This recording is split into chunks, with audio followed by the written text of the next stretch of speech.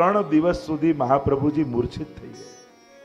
કારણ કે રાસના 3 સ્થાન છે, ભાવ પ્રકાશમાં સમજાવ્યું, વૃંદાવન, ગિરિરાજજી ને યમુનાજી. 3 દિવસ સુધી તાપમાં, વિરહમાં મહાપ્રભુજી મૂર્છિત થઈને રહ્યા. અને જ્યારે 3જો દિવસ થયો ને મહાપ્રભુજીએ નેત્રો ખોલ્યા, પરમાનંદાસજીને ડર લાગી કે હવે આવું કીર્તન નહીં ગાઉં જેથી મહાપ્રભુજીને ફરી લીલામાં પધારવાની ઈચ્છા થાય. અને આમ વિરહાનલનું પ્રગટ સ્વરૂપ એ શ્રી વલ્લભ છે.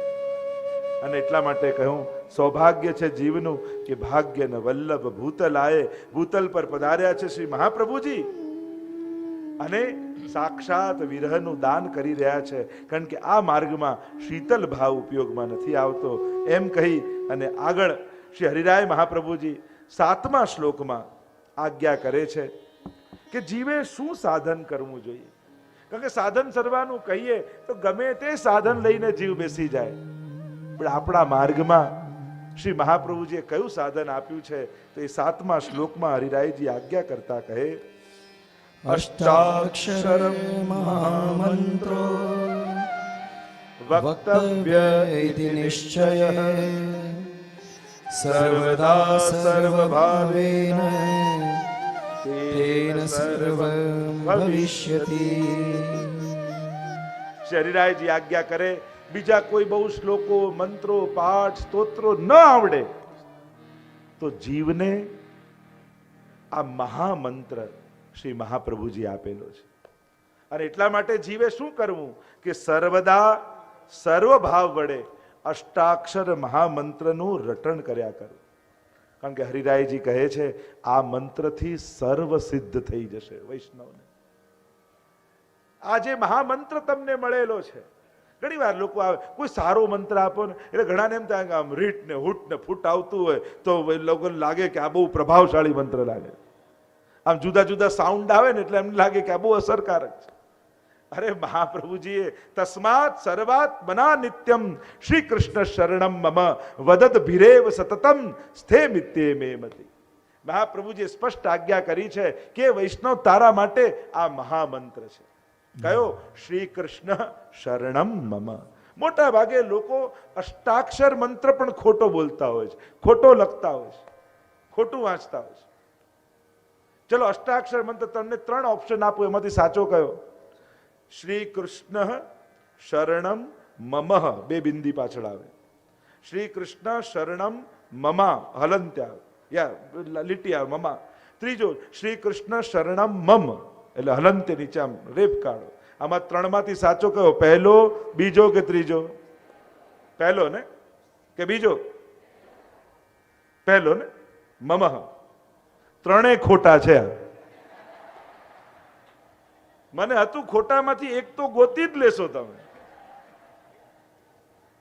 શ્રી કૃષ્ણ વિસર્ગ આવે, શરણમ મ સાદું મ મમ મે આવ્યુ નવ અસ્માકમ ન. અસ્મિની ષષ્ઠી, અસ્મર શબ્દની ષષ્ઠી વિભક્તિ. મારું મ ખાલી મ અને બીજો ખાલી પૂરો મ. ન મમ ન મમા ન મમ. હવે વિચાર કરો, અષ્ટાક્ષરમાં આટલી ભૂલ નીકળે તો કદાચ બ્રહ્મસમન મંત્ર બોલાવું તો શું દશા થાય આપણી? એકવાર એવું કરો, ગામમાં વલ્લભકુલ પધારે, વિનંતી કરો અને અપરસ કરીને બધા એમની સન્મુખ જાઓ અને બ્રહ્મસમન મંત્રનું સ્મરણ કરો કે અમને બ્રહ્મસમન મંત્રનું સ્મરણ કરાવો, અમારે શીખવું છે. અને એ રીતે અપરસમાં પ્રભુ સન્મુખ ગદ્ય મંત્ર શીખવું જોઈએ, બોલવું જોઈએ. કારણ કે બ્રહ્મસમન લીધે ઘણા વર્ષો થયા હોય, ઘણી વાર ખોટું બોલતા હોઈએ અને અપરસમાં પ્રભુ આગળ બોલાય એટલે ગમે ત્યાં ચર્ચા ન થાય. એટલે એક વાર એવું ગોઠવો કે જેથી ગદ્ય મંત્રનું સ્મરણ કરી શકાય. ગદ્ય મંત્ર જેમ પોએટ્રી અને લિટરેચર હોય ને, પદ્ય અને ગદ્ય ગુજરાતીમાં કહીએ ને તો ગદ્ય મીન્સ લિટરેચર અને મંત્ર એટલે છેલ્લે 5 અક્ષરનો મંત્ર. એમાં 5 જ અક્ષર હોય. હું દાસ છું એ પણ ના આવે. જે આપણે તો 5 અક્ષરનો કહીએ છીએ એટલે કૃષ્ણ હું તમારો છું એ જે સંસ્કૃતમાં બોલીએ એ પંચાક્ષર મંત્ર કહેવાય. તો એ મંત્ર પણ જાણવો જોઈએ. અને શ્રી ગુસાઈજી પ્રભુ ચરણે તો અષ્ટાક્ષર મંત્ર નિરૂપણ નામનો આખો જે ગ્રંથ લખ્યો કે આ અષ્ટાક્ષર એટલે 8 અક્ષરનો મંત્ર એટલે અષ્ટાક્ષર કહેવાય. પંચાક્ષર એટલે 5 અક્ષરનો મંત્ર એટલે પંચાક્ષર કહેવાય. અને એટલા માટે અષ્ટાક્ષર મંત્રમાં શ્રી ગુસાઈજી પ્રભુચરણ તો ટીકા લખી છે કે એક એક અક્ષર શું ફળ આપે છે. ચાચા હરિવંશજીને ફલિત હતો ને અષ્ટાક્ષર મંત્ર. 252 ની વાર્તામાં ચાચાજીની વાર્તા આવે છે. એટલો ફલિત અષ્ટાક્ષર થઈ ગયો કે અષ્ટાક્ષર બોલતા બોલતા જલ ઉપર ચાલવા લાગે. આવ્યા એક ગામથી બીજે ગામ જવાનું હતું, સાથે એક વૈષ્ણવ હતો અને નાવ પણ જતી રહી, છેલ્લી કોઈ છે નહીં, રાત પડવાની તૈયારી છે અને બીજે પાર જવું છે. શું કરવું? ચાચાજીએ પેલા નવા વૈષ્ણવને કહ્યું, એમ કરજે, હું અષ્ટાક્ષર બોલતો બોલતો જલ ઉપર ચાલીશ, હું જ્યાં પગ મૂકું ત્યાં તું પગ મૂકજે. અને પેલા જે આજ્ઞા કરી ચાચાજી, પેલા વૈષ્ણવ નવો હતો અને એને થયું કે ઠીક છે. અને અષ્ટાક્ષર બોલતા બોલતા ચાચા હરિવંશજી જલ ઉપર ચાલવા લાગ્યા. અને પેલો વૈષ્ણવ જ્યાં ચાચાજી પગ મૂકે ત્યાં પગ મૂકતો મૂકતો એ પણ જલ પર ચાલે. જ્યાં નદીની વચમાં આવ્યા ત્યાં પેલા નવા વૈષ્ણવને વિચાર આવ્યો કે આ મંત્ર તો મને આવડે છે, પછી એ જ્યાં પગ મૂકે ત્યાં મારે મૂકવાની શું જરૂર? જ્યાં વિચાર આવ્યો અને એમ થયું કે એ મૂકે ત્યાં નહીં મૂકે, બીજી જગ્યાએ મૂકીશ. અને જ્યાં બીજે પગ મૂક્યો ત્યાં ડૂબ્યો પાણી. ચાચાજી હાથ પકડીને પાછો ખેંચ્યો. બીજે પાર આવ્યા એટલે પેલા વૈષ્ણવે કહ્યું કે ચાચાજી, જે મંત્ર તમે બોલો છો એ મંત્ર હું બોલું છું, પછી તમે ચાલો છો હું કેમ ડૂબી જાઉં છું? આવો ભેદ કેમ? ત્યારે ચાચાજીએ કહ્યું કે હમારી સુન લી હૈ, તુમારી અબ સુનેંગે. અમારને તો મંત્ર સિદ્ધ થઈ ગયો છે, અમારું તો ઠાકોરજીએ સાંભળી લીધું છે, તારું પણ હવે સાંભળશે. એક એક અક્ષર પર આખી ટીકા લખી. શ્રી સૌભાગ્યમ સંપ્રાપ્તિ ધનવાન રાજવલ્લભમ. શ્રી શબ્દ બોલવાથી શું મળે? સૌભાગ્ય, રાજવલ્લભમ. શ્રી સૌભાગ્યમ રાજવલ્લભમ, સૌભાગ્યની પ્રાપ્તિ થાય. શ્રી બોલવા. કૃશોષયેત પાપમ. કૃ બોલવાથી, જો કૃષ્ણ બોલતા પણ આપણને આવડવું જોઈએ. ઘણા ક્રી બોલે, ઘણા ક્રૂ બોલે. કૃષ્ણ ઋટિર્ષાણામ મૂર્ધા. ઉચ્ચારણ સ્થાન સંસ્કૃતમાં શીખવાડવામાં આવે. અકુહ વિસર્જનીયાનામ કંઠ, ઈચુ યશાનામ તાલુ. આમ ઋટિર્ષાણામ મૂર્ધા, મૂર્ધન્ય છે. અને કૃષ્ણ એટલે કૃશોષયેત પાપમ. કૃ શબ્દ બોલો એટલે સમસ્ત પાપોનું શોષણ થઈ જાય. શ્ન શબ્દ બોલવાથી આદિ ભૌતિક, આધ્યાત્મિક અને આદિ દૈવિક ત્રણે તાપો દૂર ઠાકોરજી કરી દે. શ્રી કૃષ્ણ શ બોલવાથી જન્મ મરણનું દુઃખ દૂર થાય. શ ર બોલવાથી જ્ઞાન આવે. ણ બોલવાથી પ્રભુમાં દ્રઢ ભક્તિ થાય. મ બોલવાથી કૃષ્ણનો ઉપદેશ આપનાર ગુરુમાં પરમ પ્રીતિ થાય. અને છેલ્લો મ બોલવાથી ભગવાનમાં સાયુજ્યની પ્રાપ્તિ થાય.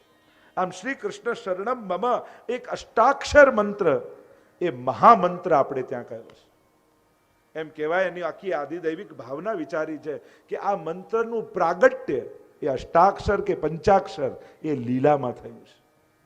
એવો પ્રસંગ આવે છે કે એકવાર સ્વામીજી નિકુંજમાં પધાર્યા અને નિકુંજની કંદરામાં ઠાકોરજી એ ગહન કંદરામાં શ્રી પ્રભુ રાધા રાધા રાધા રાધા નામનું ઉચ્ચારણ કરી રહ્યા છે. રાધામય થઈ ગયા છે પ્રભુ. રોમ રોમમાં રાધાજીનું પ્રાગટ્ય થઈ ગયું છે. અભેદત્વ અદ્વૈત સિદ્ધ થઈ ગયું છે. અને સ્વામીજી પધાર્યા ઠાકોરજીને મળવા માટે. અને જ્યાં પધાર્યા અને રોમ રોમમાં રાધા વ્યાપેલા હતા તો સ્વામીજીને દૂરથી એમ થયું કે ઠાકોરજીની ગોદમાં કોઈ સખી બિરાજેલી છે. અને સ્વામીજીને આવ્યો ક્રોધ. સ્વામીજીએ કહ્યું કે હું આપને મળવા આવીને આપના નિકટ તો કોઈ ઓર છે, જાઓ આપની સાથે વાત નહીં કરું. અને પીઠ દઈને માન ધરીને સ્વામીજી બિરાજી ગયા. અને ઠાકોરજીને થયું, અરે હું તો રાધામય થયેલો, છતાં સ્વામીજી મારી સાથે માન ધરે છે, તો જાઓ રાધાજુ, હું પણ આપની સાથે વાત નહીં કરું. બંને એકબીજાને પીઠ દઈને બિરાજી ગયા. પણ તકલીફ એ છે કે બંને એકબીજાને જોયા વગર ક્ષણવાર પણ રહી શકતા નથી. બંનેને પ્રબળ વિરહ જાગ્યો છે, કારણ કે એક ક્ષણ પણ પ્રભુને સ્વામીજી ન જુએ કે સ્વામીજીને પ્રભુ ન જુએ એ રહી ન શકે. એવો તાપ એવો તાપ એવો તાપ થયો કે એ સમયે સ્વામીજીના હૃદયમાં રહેલો પુંભાવ રૂપ કૃષ્ણ અને ઠાકોરજીના હૃદયમાં રહેલા સ્ત્રી ભાવ રૂપ સ્વામીજી બંને પ્રગટ થયા. અને ત્રીજા આ બંનેની લીલાનું દર્શન કરનારા એવું સાક્ષી સ્વરૂપ પ્રગટ થયું. અને આ ત્રણેય સ્વરૂપ ભેગું થયું. રૂપમ તત્ત્રિતયાત્મકમ પરમભિધેયમ સદા વલ્લભમ. અને એ છે લીલામાં શ્રી વલ્લભનું સ્વરૂપ. સૌંદર્યમ નિજ હૃદગતમ પ્રકટિતમ સ્ત્રી ગૂઢ ભાવાત્મકમ પુરૂપંચ પુનસ્તદંતર્ગતમ પ્રાવિ વિશત સ્વપ્રિયે સંશ્લિષ્ટા ઉભયોર બભૌ રસમય કૃષ્ણો હિ યત સાક્ષિકમ રૂપમ તત્ત્રિતયાત્મકમ પરમભિધેયમ સદા વલ્લભમ. આજે કદાચ થોડી બધી અઘરી થોડીક ચર્ચા ચાલે, પણ હું તો કોશિશ કરું છું જેટલું સરળ બનાવીને કહી શકું. પણ અમુક સ્તરની વાત તો આપણે સમજવી રહી. તો આ પુંભાવ એટલે આનંદ લેવાનો ભાવ, સ્ત્રી ભાવ એટલે આનંદ આપવાનો ભાવ, અને ત્રીજો ભાવ એ સાક્ષી ભાવ એટલે કે સાક્ષી બનીને આનંદની સર્વોચ્ચ અવસ્થાનો અનુભવ કરવો. આ બહુ સહેલી ભાષામાં અઘરી વાતને મેં સમજાવવાની કોશિશ કરી. આ ત્રણ ભાવ બિરાજે. સાક્ષી, જો તમે ગમે તેટલા સારી સાડી પહેરો, દાગીના પહેરો, સારામાં સારું મોંઘામાં મોંઘું પહેરો, પણ સામે અરીસામાં પોતાને ન જુઓ ને ત્યાં સુધી પૂર્ણાનંદનો અનુભવ ન થાય. ખાલી હાર પહેરી સાડી પહેરી લેવાથી, તૈયાર થઈ જવાથી સર્વોચ્ચ આનંદ મળતો નથી. આનંદ ક્યારે મળે? જ્યારે તૈયાર થયેલા પોતાને અરીસામાં જુઓ. એટલે કે પોતાના સ્વરૂપને સાક્ષી સ્વરૂપે તમે જુઓ ત્યારે તમને સર્વોચ્ચ આનંદનો અનુભવ થાય. એમ જ ઠાકોરજી અને સ્વામીજી લીલા કરે, આનંદનો અનુભવ ત્યારે થાય જ્યારે પોતાના જ હૃદયમાંથી આ સ્વરૂપ પ્રગટ કરી અને પોતે પોતાના આનંદને સાક્ષી રૂપે જુએ ત્યારે સર્વોચ્ચ આનંદનો અનુભવ થાય. આ સીધી સાદી ને સરળ ભાષામાં અઘરામાં અઘરી વાતને સમજાવવાની કોશિશ. બાકી આપણે ત્યાં આખું જે સ્વરૂપાત્મક ભાવના છે, લીલાત્મક ભાવના, એની બહુ ગહન ચર્ચા રસાત્મક ને ભાવાત્મક કરી શકાય. તો આ વલ્લભનું સ્વરૂપ પ્રગટ થયું અને જોયે તો બંને માન ધરીને બેઠા છે. અહીંયા મનાવ્યા ઠાકોરજીને વલ્લભે આવીને કે અરે સ્વામીજી તો આપના માટે માન ધરે છે, કારણ કે આપના માટે પરમ સ્નેહ છે. અને સ્વામીજી પાસે જઈને સમજાવ્યા, અરે એમના તો રોમ રોમમાં પ્રભુના આપ જ બિરાજતા હતા, આપને તો આભાસ થયો કે બીજું કોઈ બિરાજે છે. અહીંયાથી સ્વામીજીને પધરાવ્યા નિકુંજના સિંહાસનમાં, અને અહીંયા મહા ઠાકોરજીને મનાવ્યા અને સ્વામીજીને મનાવ્યા. એટલે સ્વામીજી ઊભા થઈને પધાર્યા પ્રભુ પાસે અને બે હાથ જોડી નેત્રોમાં તાપ કરી અને પંચાક્ષર મંત્ર એ સમયે સ્વામીજી ઠાકોરજી આગળ બોલ્યા કે હે કૃષ્ણ હું તમારી છું, હે કૃષ્ણ હું તમારી છું, હે કૃષ્ણ હું તમારી છું. આ પંચાક્ષર મંત્રનું પ્રાગટ્ય લીલામાં થયું જ્યારે બે હાથ જોડી પ્રભુ આગળ સ્વામીજી બોલ્યા, અને ત્યારે ઠાકોરજીનું માન દૂર થયું અને સ્વામીજીને સિંહાસનમાં પધરાવ્યા અને ઠાકોરજી બિરાજ્યા. યુગલ સ્વરૂપ જ્યારે બંને સાથે બિરાજ્યું ત્યારે શ્રી વલ્લભ સ્વરૂપ જે લીલામાં બંનેનું માન હરનારું છે એ નીચે બિરાજમાન થયું. અને બે હાથ જોડી અને યુગલ સ્વરૂપના દર્શન કરી લીલામાં વલ્લભ બોલ્યા, શ્રી એટલે સ્વામીજી, કૃષ્ણ એટલે ઠાકોરજી, શરણમ મમ. શ્રી કૃષ્ણ શરણમ મમ, શ્રી કૃષ્ણ શરણમ મમ. આ બંને યુગલ, શ્રી એટલે સ્વામીજી અને કૃષ્ણ મારું શરણ છે. આમ લીલામાં અષ્ટાક્ષર મંત્રનું પ્રાગટ્ય થયું. સુણ સાહેલી મહામંત્ર છે શ્રી કૃષ્ણ શરણમ મમ. સુણ સાહેલી મહામંત્ર છે શ્રી કૃષ્ણ શરણમ મમ. આ મહામંત્ર છે, વૈષ્ણવે સદાય આનો જપ કરતા રહેવું. સુણ સાહેલી મહામંત્ર છે શ્રી કૃષ્ણ શરણમ મમ. સુણ સાહેલી મહામંત્ર છે શ્રી કૃષ્ણ શરણમ મમ. તસ્માત સર્વાત્મના નિત્યમ શ્રી કૃષ્ણ શરણમ મમ વદત ભીરેવ સતતમ સ્થે મિત્યે મે મતિ. મહાપ્રભુજી આ મહામંત્ર આપ્યો છે અને એટલા માટે એનું અખંડ જાપ વૈષ્ણવે કરતા રહેવું. અહીંયા હરિરાય મહાપ્રભુજી આજ્ઞા કરે છે, અષ્ટાક્ષર મહામંત્રો વક્તવ્ય ઇતિ નિશ્ચય. સતત આનું સ્મરણ કરવાથી સર્વ સિદ્ધિની પ્રાપ્તિ થશે, એમ શ્રી હરિરાય મહાપ્રભુજી આજ્ઞા કરી. અને એટલા માટે દરેક વૈષ્ણવે અષ્ટાક્ષર મંત્રનો જાપ તો અવશ્ય કરવો જોઈએ, અવશ્ય. બીજા કોઈ મંત્ર પાઠ થાય ન થાય, કરવા બધા, પણ ન થાય પણ અષ્ટાક્ષર મંત્રની એક માળા, જો આટલા પાઠ તો અવશ્ય કરવા. અષ્ટાક્ષર મંત્રની માળા, યમનાષ્ટક, કૃષ્ણાશ્રય અને સર્વોત્તમ સ્તોત્ર, આટલી વસ્તુ અવશ્ય વૈષ્ણવે કરવી જોઈએ. આ મિનિમમ છે. બ્રહ્મ સંબંધી દરેક વૈષ્ણવે આટલો કરવાનો આગ્રહ જરૂર રાખો. અને બને તો રાતના સૂતા પહેલા આશ્રયનું પદ દ્રઢઈને ચરણને કેરો ભરોસો, આટલું બોલીને શું, આટલો નિયમ જરૂર રાખો. હરિરાય મહાપ્રભુજી આગળ 10મા શ્લોકમાં આજ્ઞા કરે છે, કારણ કે વૈષ્ણવ જ્યારે લૌકિક છોડે, લૌકિક ઓછું કરે, સંસારને ન સંભાળે, તો એને અપકીર્તિ થવાનો ભય રહે. અરે લોકો મારા વિશે શું કહેશે, લોકો આમ બોલશે તો શું થશે, તો એ અપકીર્તિનો ભય હોય તો વૈષ્ણવે શું કરવું એનો ઉપાય